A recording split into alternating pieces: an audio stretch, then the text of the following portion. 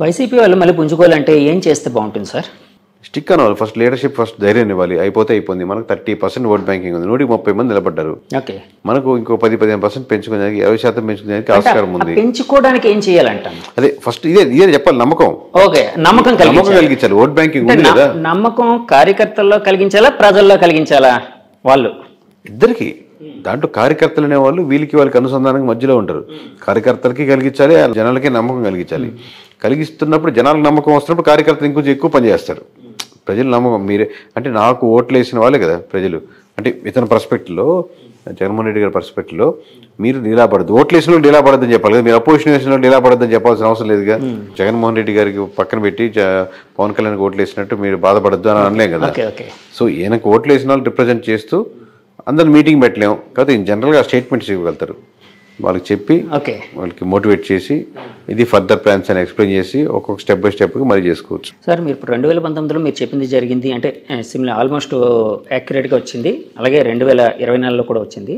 ఆ ఫిగర్స్ అంటే యాక్చువల్గా మామూలుగా మీరు ఒక సెఫాలజిస్ట్గా ఒక శాస్త్రీయ పద్ధతిలో చేస్తూ ఉన్నారు, ఒక నెంబర్ చెప్తారు.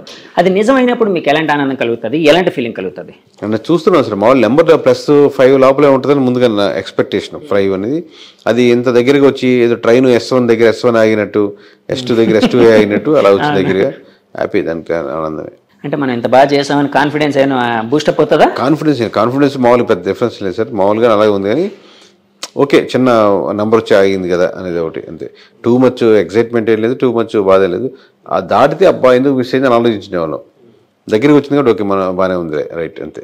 మీ నుంచి నెక్స్ట్ బ్లాస్టింగ్ నెంబరు ఏ స్టేట్ ఎలక్షన్కి సంబంధించి ఉండొచ్చు? అదే చూద్దాం సార్. ఇప్పుడు ఇంటర్వ్యూలు అయిపోయాక మళ్ళీ ఇప్పుడు ఏ స్టేటా, మన GHMCకి వెళ్ళాలా, ఢిల్లీ వెళ్ళాలా, లేకపోతే ఇంకో స్టేట్ వెళ్ళాలా, రకరకాలుగా ఆప్షన్స్ ఉన్నాయి. ఒకసారి కూర్చొని అంతా అయిపోయాక డిస్కస్ చేసి టీం ఎలా బిల్డ్ చేసుకుందాం, వేరే స్టేట్స్ అంటే ఎలా చేయాలి, రీఆర్గనైజ్ చేసుకున్నాం, మంచి స్ట్రక్చర్గా బిల్డింగ్ తీసుకొని ప్రాపర్గా చేసి కంట్రీ వైడ్గా చేసే కెపాసిటీ ఉందని నమ్ముతున్నాం. ఇంకొంచెం స్ట్రెంగ్స్ కావాలి దానికి, ఈ లెవెల్కి సరిపోదు. ఒక ఆర్గనైజేషన్ స్ట్రెంత్ లాగా చేసుకొని ఇంకా పొలిటికల్ అకాడమీని ఒకటి స్టార్ట్ చేస్తున్నాం. కేకే పొలిటికల్ అకాడమీ చేద్దాం అనుకుంటున్నాం. అంటే ఏంటి సార్ పొలిటికల్ అకాడమీలో ఏముంటుంది అంటే ఇప్పుడు సడన్గా వచ్చేసి ఎమ్మెల్యే అవుదాం అనుకున్న వాళ్ళు, లేదా ఆ ఫ్యామిలీస్ నుంచి వచ్చిన వాళ్ళు, లేదా బయట వాళ్ళు, కానీ వాళ్ళు మాట్లాడడం రాదు, లేదా సరిగ్గా కాన్ఫిడెంట్గా మాట్లాడలేరు, లేదా ఇలా మీరు ఇంటర్వ్యూ క్వశ్చన్స్ చేస్తున్నప్పుడు ఎక్కడి నుంచి స్టార్ట్ చేయాలి, ఎక్కడ ఎండ్ చేయాలని, అలాగే వాళ్ళు ఆ జిల్లా నియోజకవర్గ సమీకరణాలు ఏంటి, పరిస్థితులు ఏంటి, సమస్యలు వెళ్ళినప్పుడు ఏ కమ్యూనిటీ వెళ్ళినప్పుడు ఎలా బిహేవ్ చేస్తే బాగుంటుంది, అలాగే కంట్రీ గురించి ఏదైనా ఒక నాలెడ్జ్ ఉంటే బాగుంటుంది, ఇంటర్నేషనల్ అఫైర్స్ గురించి కొంచెం నాలెడ్జ్ ఉంటే బాగుంటుంది. ఇలా ఓవరాల్గా ఒక ప్యాకేజ్ లాగా కెమెరామ్యాన్కి చిన్న కెమెరా ట్రైనింగ్ లాగా స్టార్టింగ్ ఇనిషియల్ ఎలా పట్టుకోవాలి, బేసిక్ థింగ్స్ లాగా.